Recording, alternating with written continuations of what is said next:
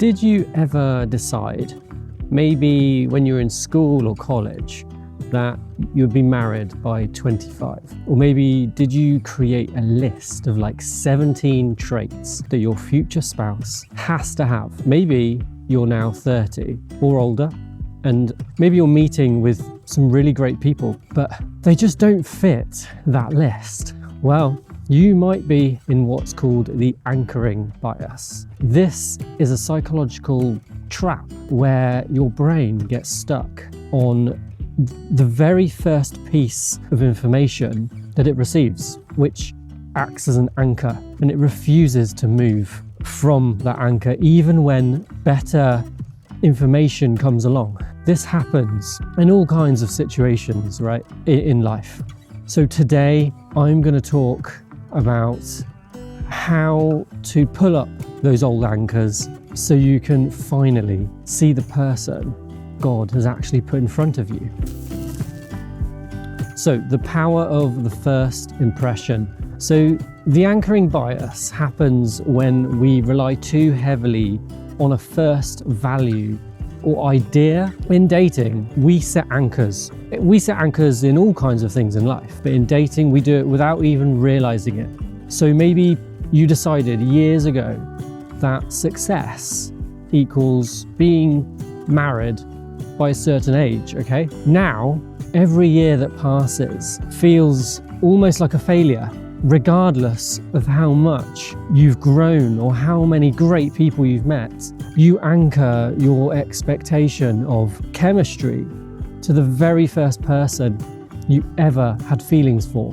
If a new date doesn't feel exactly like that first spark, you throw the whole relationship away. Now, I'll admit, this has happened to me before. Well, as you become aware of this, it really opens up a whole new world, a whole new perspective of how you date. And it improves everything. So what you may have done is that you anchored your ideal partner to a list of traits that you wrote down when you were 17 maybe, and now you're looking at, mature, godly adults against that standard that you wrote ages ago. And the problem with an anchor like this is that it keeps you stationary.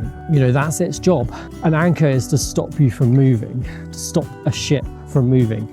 And in psychology terms, it prevents you, the person, from adjusting to the reality of who you are, who you are now and what a healthy marriage actually requires.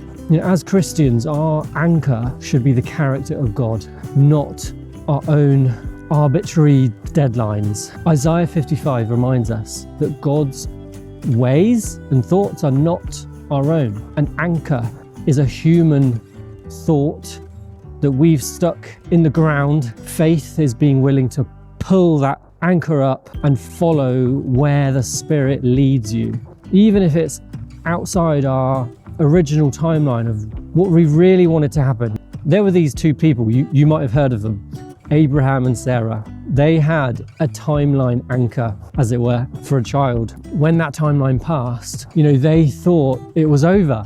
He was 100, she was 90, I think, right? But God wasn't working on their anchor. He wasn't working on their timeline. He was working on His promise. So your late start isn't a surprise to God, and He can do anything. Here are 3 steps to reset your expectations and pull up those anchors. So number 1, take any checklists that you might have made and look at them through the lens of a 50-year marriage. For instance, does must love hiking or must be 6 foot tall actually sustain a covenant? Is that what really matters? Probably not. So pull up that anchor. They don't matter really in the long-term scheme of being with someone, married to someone who you adore. Number 2, tell yourself, it's okay that my life doesn't look exactly like I thought it would when I was 20. Release that disappointment. Of course you're going to be disappointed. We've all been there for various reasons, but you can't sit in that. You've got to move on and become okay with your timeline being rearranged, because you are exactly where God can work with you right now. Number 3, when you're on a date, consciously stop yourself from comparing that other person to your first love, or I don't know, an ex-partner which may have been really great but it didn't work out. And instead ask yourself, is this person a follower of Christ today? Look at that person based on the evidence in front of you, not the feeling from 10, 20 years ago. I'd love to know, what is an anchor that you've realized you need to let go of? Please let me know in the comments. We love hearing from you guys. Let's have a chat about all this and pull up our anchors and move on. I hope this video has helped you. Let me know in the comments if you have any ideas for videos that you would like me or other creators here on Salt to make. We love doing this. We love helping as many people as possible. Please spread this video, share it. And please give it a quick like. And if you haven't yet, of course, please subscribe. Thank you so much for watching. I'll see you in the next one. Bye-bye.